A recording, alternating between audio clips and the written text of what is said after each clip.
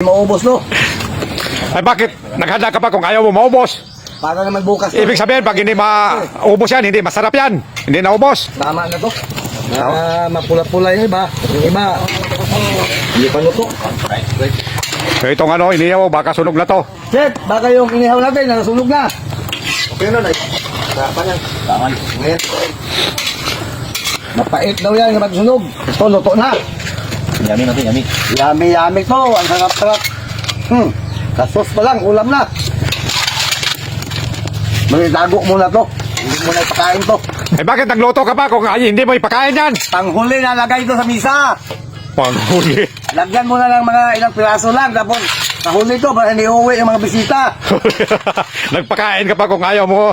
Kahuli nga. Natakot ka maubos? Bisita pag wala na pulutan. Magluto ka lang masarap tapos Ayaw mo maubos. Lang yung lagay.